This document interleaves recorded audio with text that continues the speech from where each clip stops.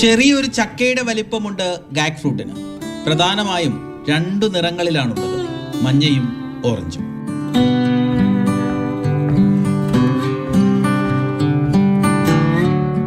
വടക്ക് കിഴക്കൻ ഏഷ്യൻ രാജ്യങ്ങളിലാണ് ഗാഗ് വ്യാപകമായി കൃഷി ചെയ്യുന്നത്. നമ്മുടെ നാട്ടിൽ കുറച്ചു കാലമേ ആകുന്നുള്ളൂ ഗാഗിന്റെ വള്ളികൾ വേരുപിടിച്ചിട്ട്. ഇത് പൊളിച്ചിട്ട് ഇത് ആ കുരു അടങ്ങിയ ഒരു ചുവപ്പ് പൾപ്പാണ്. അത് നമുക്ക് ജ്യൂസ് അടിച്ച് കുടിക്കാം.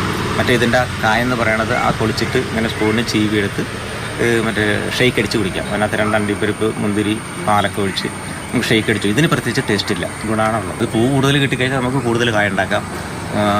പൂ കുറവാണെങ്കിൽ അത്രേ കായ കിട്ടുള്ളൂ. ഒരു പൂ മാക്സിമം 2 എണ്ണത്തിന് പരാഗണം ചെയ്യാൻ പറ്റും.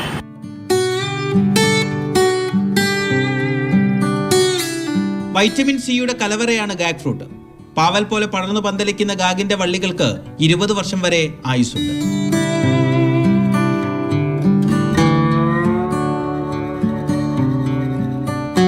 മാതൃഭൂമി ന്യൂസ്, ആലപ്പുഴ.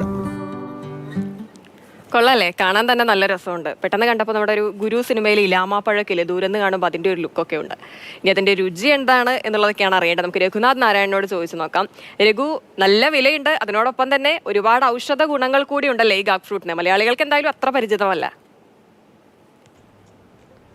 ഗാഗ് എന്ന ഈ പഴത്തെപ്പറ്റി ഞാൻ ആദ്യമായിട്ടാണ് കേൾക്കുന്നത്. ഒരുപക്ഷെ ഈ വാർത്ത കാണുന്ന പ്രേക്ഷകരിൽ ഭൂരിഭാഗം ആളുകളും എൻ്റെ അതേ അവസ്ഥയിലുള്ള ആളുകളായിരിക്കും. ഇത് വിയറ്റ്നാം, ഓസ്ട്രേലിയ തുടങ്ങിയ രാജ്യങ്ങളിലാണ് വ്യാപകമായി കൃഷി ചെയ്യുന്നത്. വിദേശത്ത് കൃഷി ചെയ്യുന്ന ധാരാളം പഴങ്ങൾ നമ്മുടെ നാട്ടിലേക്ക് എത്തുന്നുണ്ട്. പക്ഷേ ഈ പഴം ഒരുപക്ഷെ നമുക്കത്ര പരിചിതമല്ലാത്തത് ഇതിൻ്റെ വില കൊണ്ട് തന്നെയായിരിക്കും. കാരണം ഏകദേശം 1000 രൂപയിൽ കൂടുതലാണ് എല്ലാ കാലത്തും ഗാഗിൻ്റെ വില. അതുകൊണ്ടായിരിക്കാം, അത്ര വിലയുള്ള ഒരു പഴം ആയതുകൊണ്ടായിരിക്കാം ആരും അധിക രീതിയിൽ ശ്രദ്ധിക്കപ്പെടാത്തത്. നമ്മുടെ നാട്ടിൽ ചെറിയ രീതിയിൽ മാത്രമേ ഉള്ളൂ ഗാഗിൻ്റെ കൃഷി. ആലപ്പുഴയിലുണ്ട്. ഞാൻ നെറ്റിലൊക്കെ നോക്കുമ്പോൾ എറണാകുളം അല്ലെങ്കിൽ വയനാട് പോലെയുള്ള സ്ഥലങ്ങളിലൊക്കെ ഇത് കൃഷി ചെയ്യുന്നുണ്ട്. നമ്മുടെ നാട്ടിലും ഇത് വിളയും എന്നുള്ളതാണ് ഇതിൻ്റെ ഒരു പ്രധാനപ്പെട്ട കാര്യം. എന്ന് മാത്രവുമല്ല, സാധാരണ നിലയിൽ നമ്മളൊരു വള്ളിയിലാണ് ഈ ഗാഗ് ഫ്രൂട്ട് ഉണ്ടാകുക. നമ്മുടെ മുന്തിരി പോലത്തെയൊക്കെ വള്ളിയാണുള്ളത്. ഒരു ചെറിയ ചക്കയുടെ അത്ര വലിപ്പമുണ്ട്. എത്ര ചെറിയ പഴമാണെങ്കിലും 500 ഗ്രാമോളം അല്ലെങ്കിൽ 500 ഗ്രാമിലധികം ഒരു പഴത്തിന് തൂക്കം വരാറുണ്ട്. ഇതിൻ്റെ ഒരു വലിയ പ്രത്യേകത എന്ന് പറയുന്നത് ഇതിൻ്റെ ഒരു ആദ്യ ഘട്ടത്തിലുള്ള പണച്ചെലവ് മാത്രമേ ഉള്ളൂ. പന്തലൊക്കെ ഇടാനും ഇത് ചെടി മെയിൻറ്റെയിൻ ചെയ്തു വരാനും ഒക്കെയുള്ള ഇത് പഴമുണ്ടായി തുടങ്ങിയാൽ 20 വർഷത്തോളം ഈ ചെടി നമുക്ക് തരും എന്നുള്ളതാണ് ഏറ്റവും വലിയ പ്രത്യേകത. ഇതിൻ്റെ വാർത്തയുടെ മറ്റൊരു പ്രത്യേകത എന്ന് പറയുന്നത് നമുക്കറിയാവുന്നതുപോലെ തന്നെ കഞ്ഞിക്കുഴി അല്ലെങ്കിൽ ആ പ്രദേശം എന്ന് പറയുന്നത് ചുരുമണലാണ്.